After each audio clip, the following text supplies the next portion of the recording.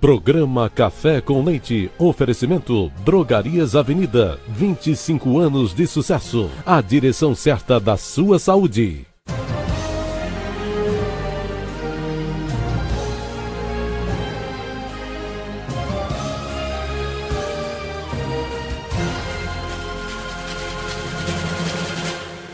Boa noite. Relações de emprego, aviso prévio, contratos de experiência, exceção de incompetência, 13º salário, direitos e deveres dos empregados e do empregador. Este e outros assuntos discutiremos hoje com o Dr. Clóvis Valença Alves Filho. Ele que é juiz do trabalho da primeira vara do trabalho da região metropolitana do Cariri, a quem eu quero convidar nesse momento. Dr. Clóvis, por favor. Muito obrigado pela sua presença, seja bem-vindo. Obrigado a você. Por favor. Obrigado. Vamos conversar um pouquinho aqui sobre esses assuntos trabalhistas tão disputados, tão discutidos, né? Lembrando a você, telespectador, que a partir de agora você pode interagir com a gente através do telefone 3511-2146 e também pela internet no site programa cafécomleite.com.br. Faça a sua pergunta e nós vamos tentar discutir esse assunto aqui com o Dr. Clóvis Valença. Dr. Clóvis, mais uma vez, muito obrigado pela sua presença. Sua presença enriquece o nosso programa e com certeza alegra os nossos telespectadores.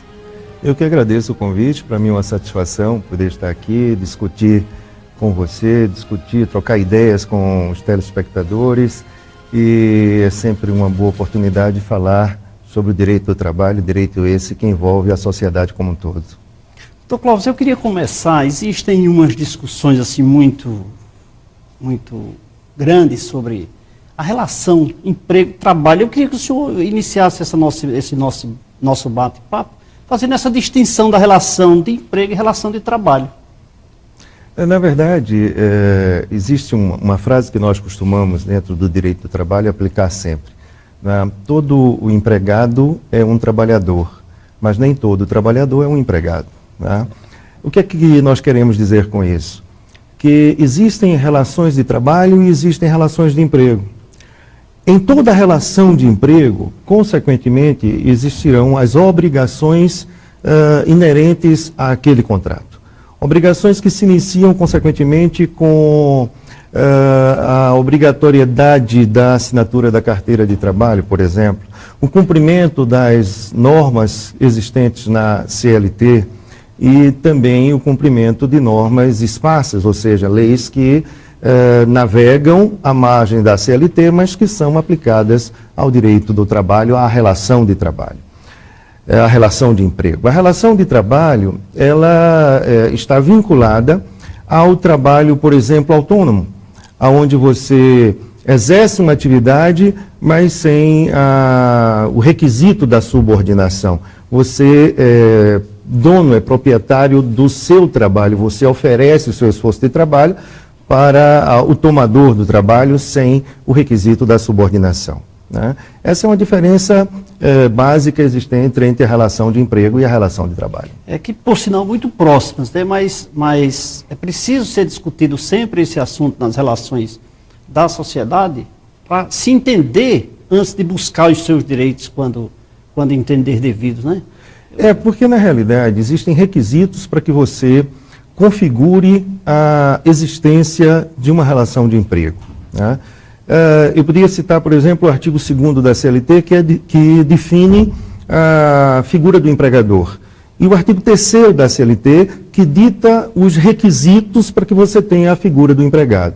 Então, naquela relação, onde, digamos assim, teoricamente, você entende que exista uma relação de emprego, se as figuras, se os requisitos da não eventualidade, da onerosidade, da prestação pessoal do serviço não se encontrar presentes, consequentemente você aí não terá uma relação de emprego, poderá ter sim uma relação de trabalho. E essa relação, eu não sei bem essa pergunta, mas veja só, a relação hoje se comenta muito colaborador, funcionário,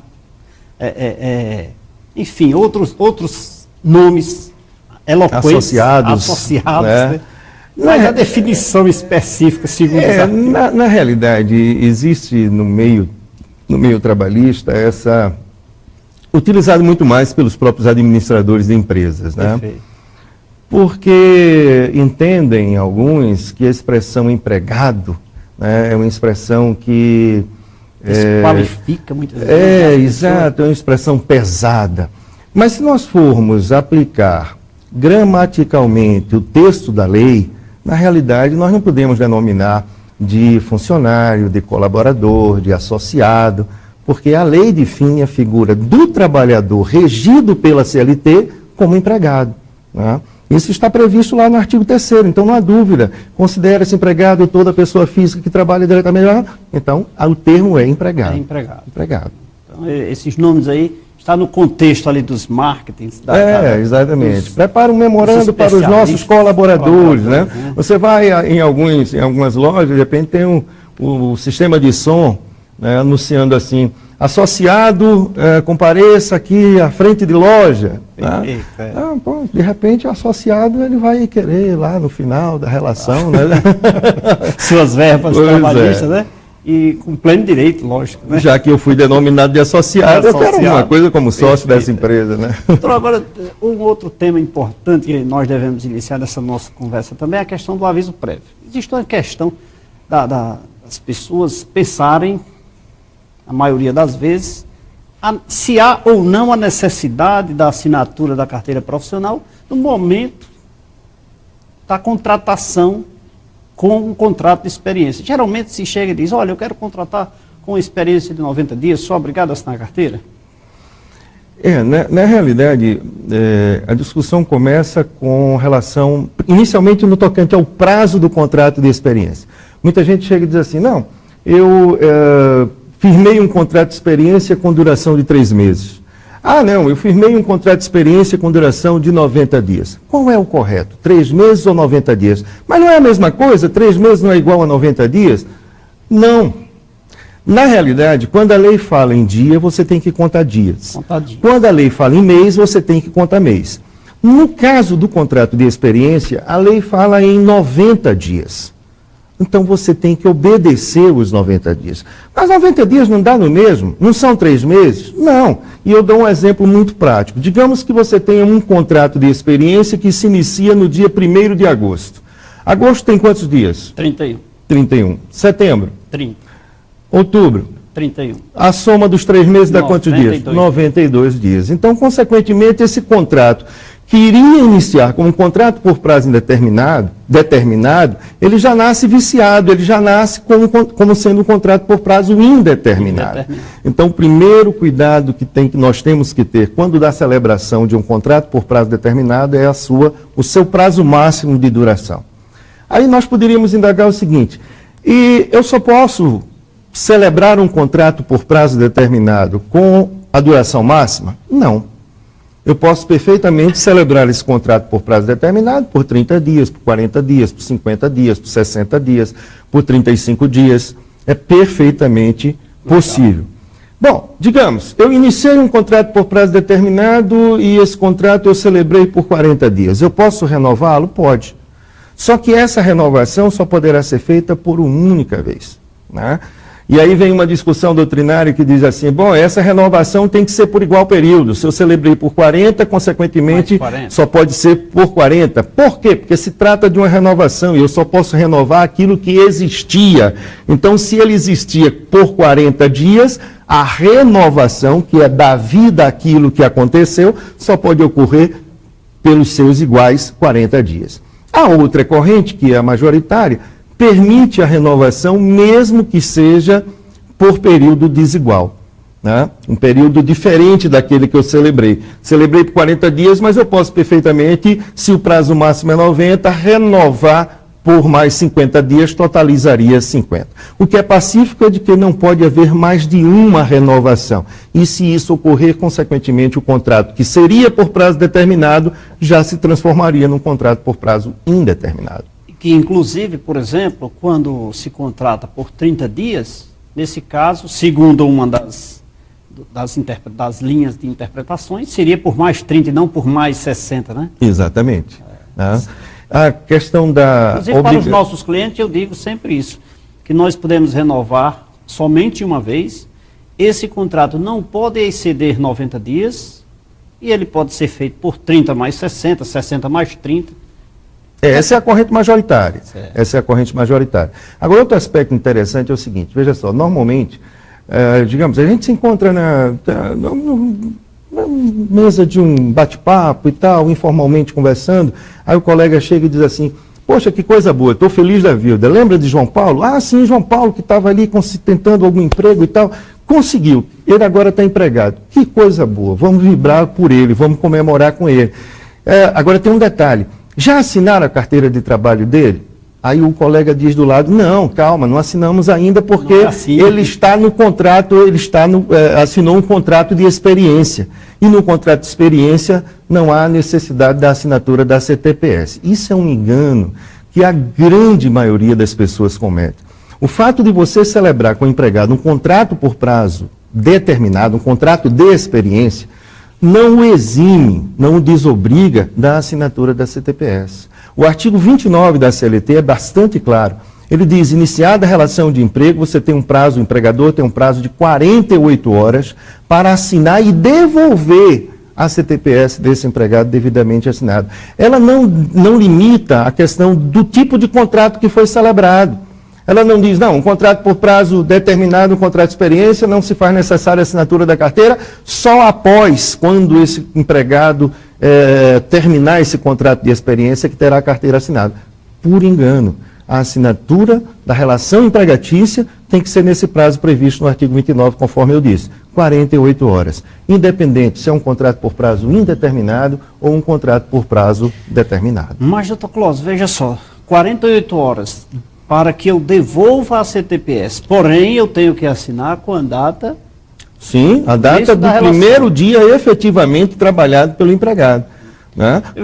Porque muitas vezes acontece o seguinte, digamos, nessa situação que eu informei, eu inicio uma relação empregatícia através de um contrato de experiência, trabalhei os meus 90 dias, tendo renovado ou não, enfim, trabalhei 30, renovei por mais 60, trabalhei 45, da forma com que nós colocamos, e muitas vezes, só após o término do contrato de experiência, é que o empregador assina a carteira de trabalho desse empregado e assina com aquela data, não retroativa. Né? É por isso que a legislação determina que a assinatura seja no momento em que o empregado efetivamente esteja iniciando a sua relação. E eu ainda vou mais longe. Eu ainda digo o seguinte, o prazo de 48 horas para a devolução, mas a relação de emprego, em detrimento da legislação da Previdência, eu sempre oriento o seguinte, assine a carteira hoje com a data de amanhã para que o empregado inicie as suas atividades amanhã. Desde que ele esteja iniciando realmente amanhã. Perfeito. Ele foi contratado hoje, na entrevista, digamos assim. Então ele vai iniciar a atividade dele amanhã. Daí ele já teria que deixar a documentação, por quê, doutor? No trânsito entre a sua residência, amanhã, até o trabalho, se houver um acidente, ele já está assegurado. Sim, então eu já oriento, assine hoje, com a data de amanhã, melhor do que assinar amanhã com a data de ontem. Né? E aqui um detalhe interessante, que muitas vezes, tanto os empregados quanto os empregadores não se apercebem, é com relação ao fornecimento de sua carteira de trabalho, que muitas vezes é o seguinte, a carteira de trabalho ele é um documento de identificação profissional do trabalhador, é um documento pessoal, é um documento seu, e é através desse documento que você vai fazer a contagem do seu tempo de serviço lá na frente, para que você venha se aposentar. Perfeito. Aí o que é que acontece? Digamos que você vai me contratar, eu vou ser seu empregado, e consequentemente você me solicita a carteira de trabalho. Eu simplesmente entrego minha carteira de trabalho. Eu entreguei minha carteira a você. Né? Que prova eu fiquei que entreguei meu documento de identificação profissional? Nenhuma. Então essa entrega tem que ser feita mediante um recibo.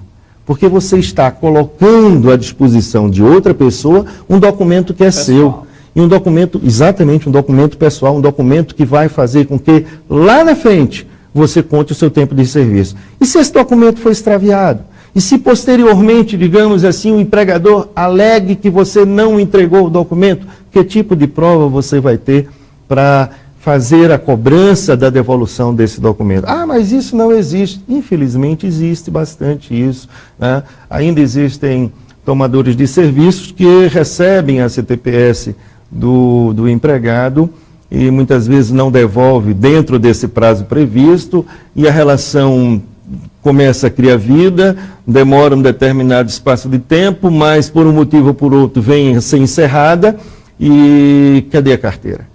A carteira não aparece, o empregado fica muitas vezes à mercê das necessidades. Lembrando que nós estamos conversando aqui com o Dr. Clóvis Valença Alves Filho, ele que é juiz do trabalho da primeira vara trabalhista da região metropolitana do Cariri, sobre as relações de emprego entre empresas, entre empregadores e empregados. Mas, doutor Clóvis, eu queria tomar um cafezinho, eu queria fazer... No Jô Soares, ninguém sabe o que tem naquele copo, mas caneca, aqui, né? Faço questão de lhe servir um cafezinho aqui. Programa Café com Leite, sem café não sem dá café certo. Não, o leite já está presente, tem que ter o café agora na xícara, evidente. E eu queria falar também das Drogarias Avenidas, que completa este ano 25 anos de sucesso.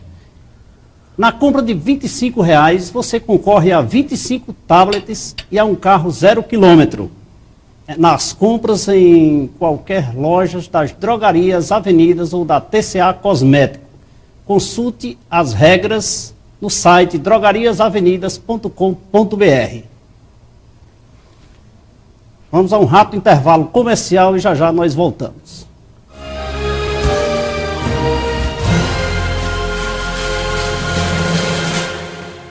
É isso aí, estamos de volta com o programa Café com Leite. Lembrando que você pode interagir com a gente no 3511-2146 e também pela internet, no programa cafécomleite.com.br. Lembrando que você também pode ligar para a gente no telefone 99216131, marcar com a nossa direção e vir assistir o programa ao vivo aqui na TV Verde Vale. Você também pode assistir todos os nossos programas anteriores no site programacafécomleite.com.br. Estão todos lá disponíveis para você acessar e assistir. Doutor, as perguntas aqui, esse nosso bate-papo está, para mim, muito interessante, mas eu creio para o nosso telespectador, viu? Porque os internautas aqui começaram a fazer perguntas, o telefone aqui não para de tocar, nós vamos aqui atendê-los, né? Depois nós voltamos ao nosso papo mais interativo aqui, mas vamos lá. O Cícero Fernando, do bairro Franciscano, faz a seguinte pergunta. Gostaria de saber, vou trabalhar em uma empresa e o proprietário pede sua carteira para assinar. Não entrega a carteira assinada. Dispensa o funcionário e paga os direitos da maneira que ele deseja. O que devo fazer para ser compensado por estes dias trabalhados? Bom, na realidade, o fato do trabalhador não ter tido a carteira assinada não descaracteriza a relação de emprego, tá? Então, o primeiro passo seria tentar administrativamente conversar com o empregador para resolver a situação. Não conseguindo, consequentemente, o caminho seria ajuizar uma ação e, no ajuizamento desta ação, reivindicar os direitos inerentes àquela relação de emprego. A começar pela assinatura da carteira de trabalho, né? Porque existindo a relação, como de fato ele alega que existiu, o empregador não cumpriu com o que eu chamo de obrigação número 1 quando se inicia uma relação empregatícia, que é exatamente assinar o documento de identificação profissional do empregado. Então, o primeiro pedido, a primeira reivindicação do empregado seria exatamente o reconhecimento do vínculo empregatício e as parcelas inerentes àquele período que ele trabalhou. Aí há uma situação interessante, que é uma situação processual, uma questão de prova.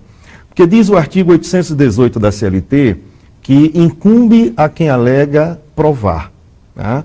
Então, se ele vai alegar que trabalhou, a prova será dele, empregado. Tá?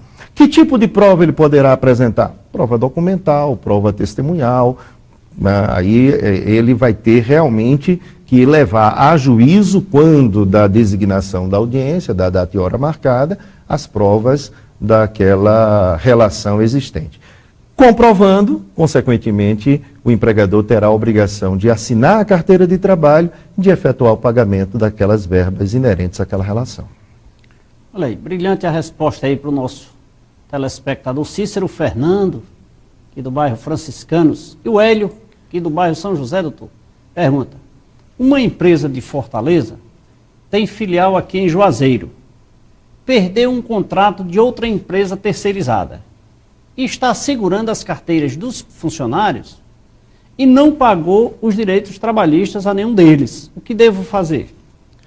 Dentro do mesmo contexto da anterior. Basicamente o mesmo contexto. A questão das empresas terceirizadas. Normalmente, quando perdem uma licitação, um contrato, enfim, tem a tendência de demorar um pouco no cumprimento das obrigações trabalhistas. Existindo a situação concreta, o caminho terá que ser, consequentemente, ajuizar uma ação. Cabendo a ele as provas, né? Cabendo também a eles a prova de que esse fato ocorreu, de que a relação foi rompida ou as relações foram rompidas e, consequentemente, reivindicar. E poderá, inclusive, na própria petição inicial, caso ele venha a descobrir que essa empresa mantém um outro contrato com uma outra empresa e que essa empresa vai fazer algum repasse, né, requerer o bloqueio desse repasse para que os direitos daqueles empregados sejam garantidos. Isso não afetaria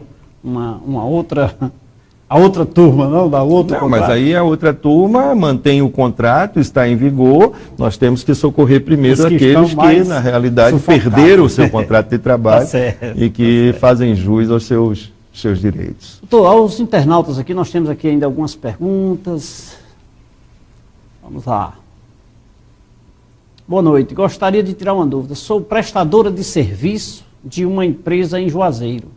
Fez agora 3 anos de prestação de serviço, como pessoa jurídica. Tenho algum direito trabalhista? Ela não colocou o nome aqui, essa pessoa, mas ela trabalhou 3 anos como prestadora de serviço, mas como pessoa jurídica. Faz jus a alguma verba trabalhista? Pelo que eu estou entendendo da pergunta, ela possui tem uma personalidade jurídica. Tem uma personalidade jurídica, ela representa uma pessoa jurídica. Então, na realidade, os polos de uma relação empregatícia obrigatoriamente terá uma pessoa natural, pessoa física, como empregado. E no outro polo, você pode ter a pessoa jurídica e você pode ter a pessoa natural como empregador. Ela fala que constituir uma empresa jurídica, ela tem uma pessoa jurídica. Tendo uma pessoa jurídica, acredito eu que se a relação deva se tratar de um contrato de prestação de serviço. E não inclusive ela cita. E não um contrato de trabalho. Então, na realidade, os direitos serão inerentes àqueles que foram firmados quando da celebração desse contrato de prestação de serviço. Não haveria, na hipótese citada, a relação empregatícia entre ela e a empresa. Doutor Cláudio, vamos polemizar esse tema que eu acho muito interessante. Veja só, hipoteticamente, essa jovem ou esse cidadão aqui, que não colocou o nome, tinha essa prestação de serviço a uma segunda pessoa jurídica, através da pessoa jurídica a ele pertencente, porém, ele só prestava o serviço para aquele contratante. Ele só recebia dele e ele cumpria um determinado horário para executar uma determinada tarefa. Eu vou criar aqui uma situação. Hipoteticamente, eu trabalho com um serviço de manutenção de ar-condicionado. E eu só tenho um contrato com a empresa X. Eu já tive, hipoteticamente, uma relação de emprego anteriormente. Isso caracteriza um vínculo? Bom, veja só. Se eu conseguir provar... Isso que eu ia colocar. Se você consegue provar de que a existência daquela sua pessoa jurídica foi uma obrigação do tomador de serviço para tentar burlar a legislação, consequentemente, essa relação, digamos assim, que seria de uma prestação de serviço, se descaracterizará e você poderá provar que ela é fraudulenta e aí que mantinha um contrato de trabalho com essa pessoa. Mas a prova vai ser absolutamente sua. É você que vai ter que provar que, na realidade, aquele contrato, aquele pseudo-contrato de prestação de serviço foi uma forma de fraudar a legislação trabalhista, que você tinha obrigação em cumprimento de horário, você só prestava serviço exclusivamente para aquele tomador de serviço, que na realidade a forma de pagamento era um pagamento X pactuado e que você recebia aquele valor ou por semana, ou por quinzena, ou por mês, mas apenas daquele tomador de serviço, ou seja, você teria uma dificuldade maior de provar, porque na realidade existia um contrato, uma pessoa jurídica à frente do negócio. Mas vamos aqui a mais uma pergunta dos nossos internautas. Como fazer se o empregador há muitos anos desapareceu e deu fim à CTPS do empregado sem dar a devida baixa? Bom, aí o caminho novamente seria a justiça Trabalho para o doutor Clóvis. Na realidade, nós temos aqui na região 2 varas, então há uma distribuição. Ela pode cair para a primeira vara quanto para a segunda vara, né? Seria mais um trabalho. Mas qual o procedimento? É juizar a ação, essa ação será consequentemente distribuída para uma das varas, a Secretaria da Vara fará a notificação para o reclamado, né? E você podia me perguntar assim, e se eu não tivesse mais o endereço desse reclamado, né? Nós hoje temos convênios em que há a possibilidade de você detectar pela razão social se aquela empresa está ativa ou não. E aí a própria vara faz esse tipo de pesquisa e procede à notificação, designando dia e hora para a realização da audiência, a parte vem e se tenta a conciliação. Se na realidade houver a contestação no tocante à relação de emprego, eu volto para aquela colocação anterior, tá? A prova da relação de emprego é de quem alega, então o empregado aí teria que provar. Em havendo a prova, existindo a confirmação daquele contrato de trabalho, aí a assinatura da carteira será evidentemente uma obrigação que não poderá deixar de ser cumprida. Doutor, eu me empolguei tanto com a nossa conversa aqui, com essas perguntas, que meu café esfriou, viu? Mas eu vou já tomar um cafezinho com leite aqui. Mas vamos lá, mais uma perguntinha aqui. O funcionário com contrato de experiência de 90 dias, que nós estávamos conversando ainda há pouco, né? Dentro deste contrato, sofreu um acidente de trabalho. Quando terminar a licença, ele vai ter direito à estabilidade para ser demitido ou pode voltar para dar início ao restante do contrato de experiência? Ele voltará para dar início ao restante do contrato de experiência. Ele será afastado em face do acidente ocorrido, né, cumprirá todo aquele período evidentemente previsto pela legislação e ao término ele volta, aí seria uma opção inclusive, né, ele pode até acordar com o empregador, retornar para o cumprimento do restante do seu contrato de experiência. Doutor Clóvis, mas veja só, no período do contrato de experiência, hipoteticamente de 90 dias, quando o fato ocorreu,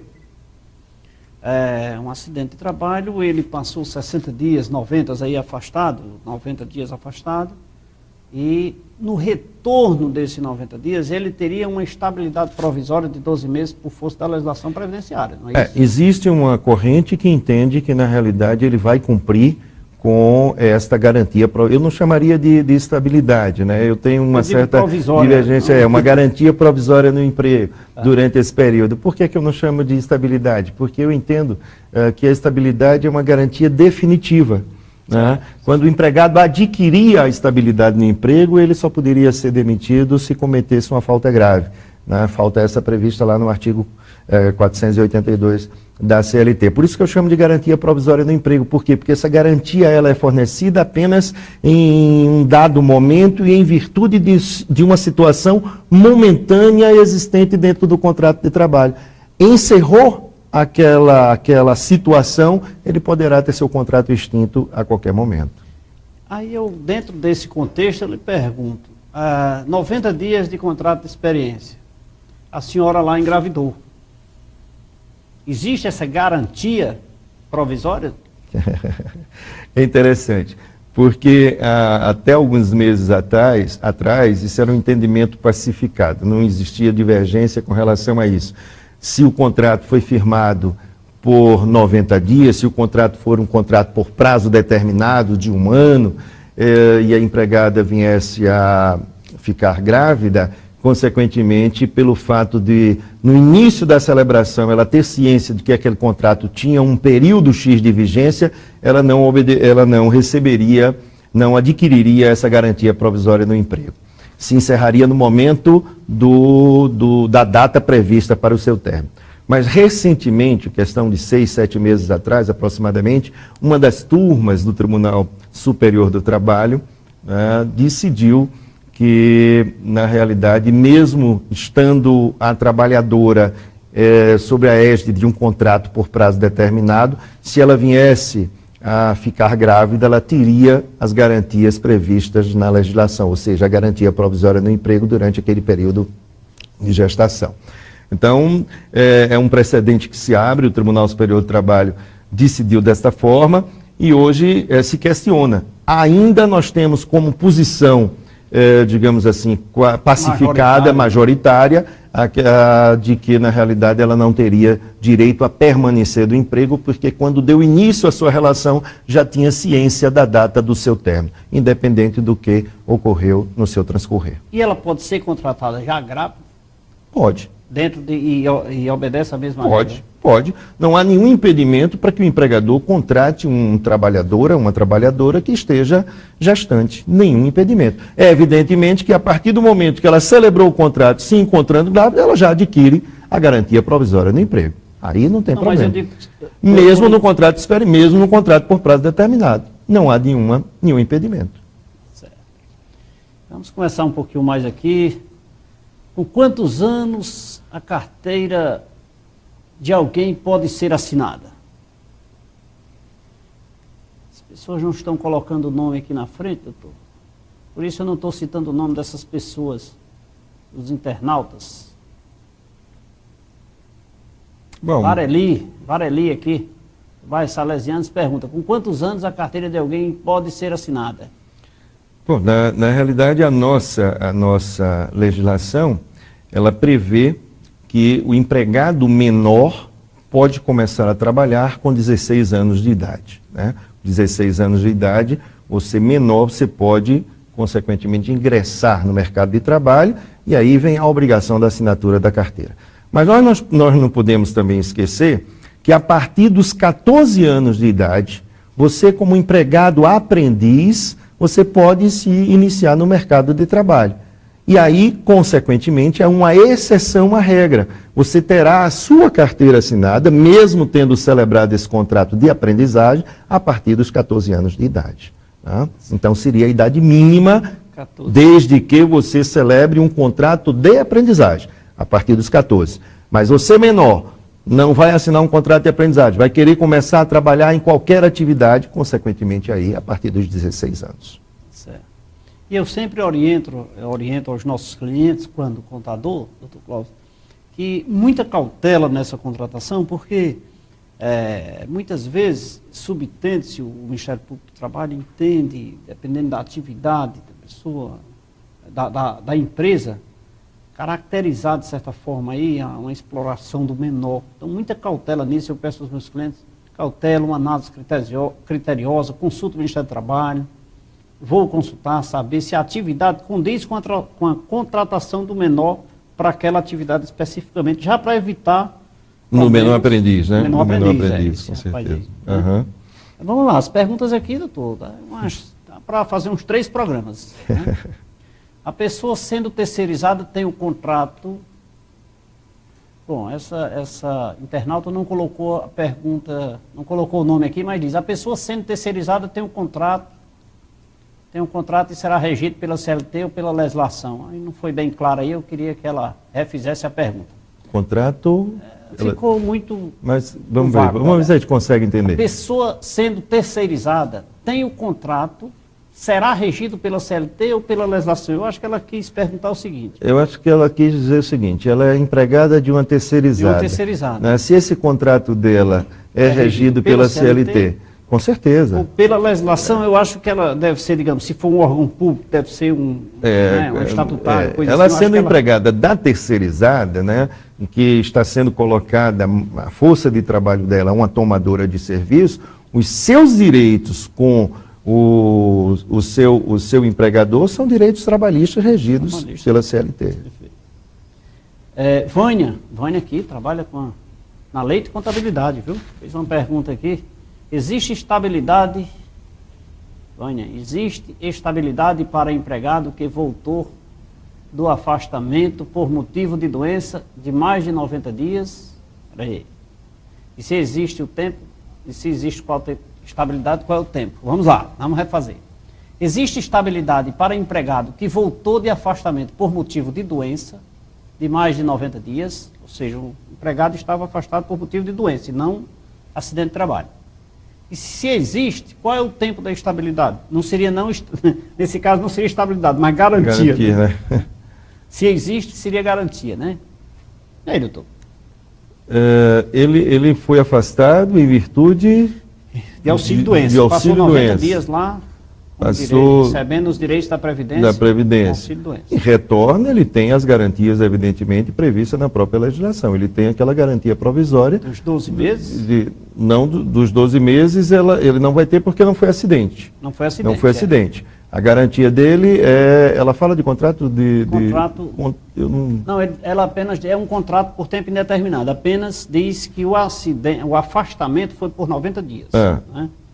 Se ele tem essa estabilidade, foi por auxílio-doença. Não, por auxílio-doença ele vai retornar e o contrato dele vai continuar normal, um contrato por prazo determinado. Não, a garantia aí não vai ser concedida a ele porque foi apenas questão de doença. Temos outras perguntas aqui, doutor Cláudio, mas nós vamos aqui conversar um pouquinho sobre as drogarias avenidas. Vamos tomar um cafezinho com leite aqui, que o meu esfriou, mas dessa vez eu vou tomar, viu, doutor Cláudio? Vou tomar um cafezinho antes de esquentar, antes de esfriar, né? Porque café com leite, programa Café com Leite, sem o café não dá certo.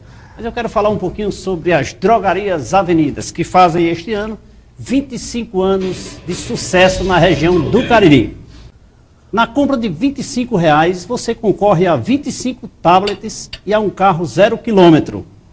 Nas compras em qualquer loja das drogarias avenidas ou da TCA Cosmético.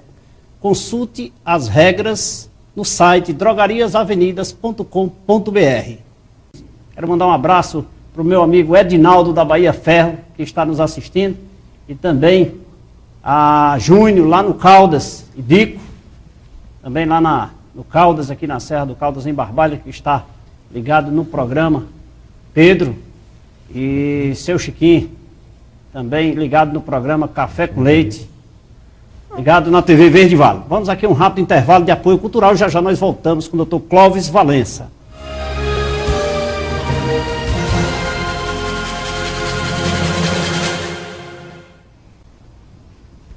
Estamos de volta com o programa Café com Leite, conversando aqui com o Dr. Clóvis Valença, ele que é juiz do trabalho, da primeira vara do trabalho da região do Cariri, né, doutor?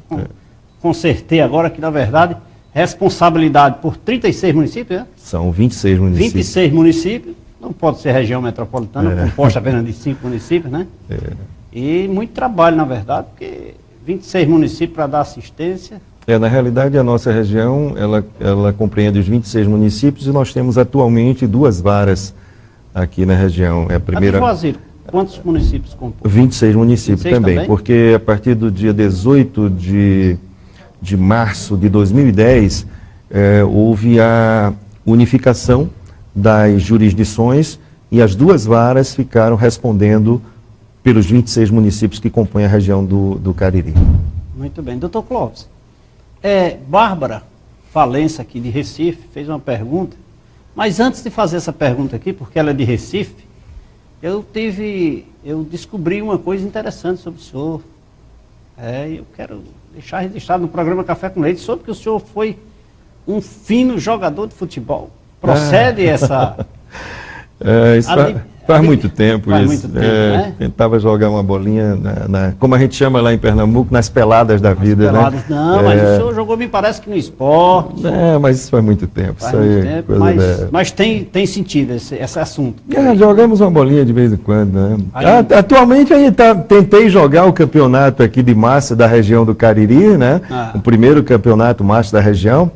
E na minha primeira partida, infelizmente, com menos de 10 minutos, talvez, na primeira arrancada que eu tentei dar, senti a coxa, então já fui já fui para o banco. Mas é um torcedor fino do esporte, Recife. Sim, sou desde de criança, né, agradeço. Você é de Recife? Sou de Recife, minha família é toda de lá, e meu pai foi quem me levou para a Ilha do Retiro para começar a gostar do esporte. É uma paixão que a gente mantém, né? Pra você ter ideia, o ano passado, quando o esporte estava para subir para a primeira divisão, saí daqui, juntamente com um dos meus filhos, fui para Goiás para assistir o jogo, daquele debaixo de chuva e tal, e foi fantástico, a satisfação de ter. Maravilha. Bom demais. Faz parte da vida. Isso aí faz parte da vida. E faz parte do livro, né? Da história. Faz parte da história. Mas aí, e a Bárbara está aqui, né, fazendo uma perguntinha aqui, já fez bem umas 3 perguntas aqui, mas ela diz o seguinte: o que fazer se o empregado demitido, comparecendo ao sindicato ou ao Ministério do Trabalho para homologação da sua rescisão trabalhista, se negar a receber as verbas devidas? Registrar que a Bárbara é minha filha, né? Está em Recife. Olha aí, rapaz, que surpresa. É estudante de Direito, formou-se em Direito recentemente. Aliás, esse ano, para mim, é um privilégio. Eu tenho 3 filhos, os 3 filhos estão concluindo Direito exatamente futuro juiz esse ano.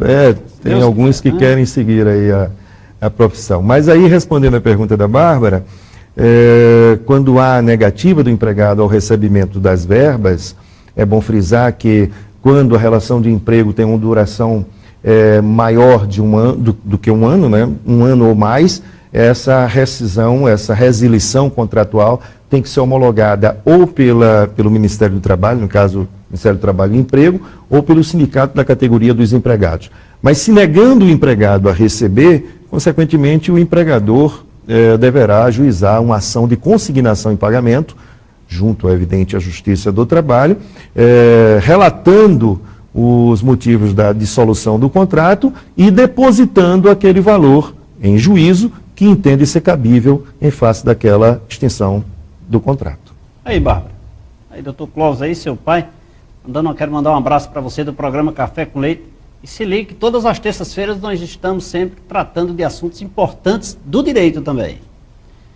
Doutor Clóvis, aproveitando aí essa questão da consignação, eu lhe pergunto, por ocasião do falecimento de um empregado, seja por acidente, enfim, por falecimento, as verbas trabalhistas devem ser consignadas na Justiça do Trabalho ou elas podem ser homologadas no sindicato, em benefício da interessada, ou seja, da herdeira, da esposa, dos filhos, da mãe, etc.?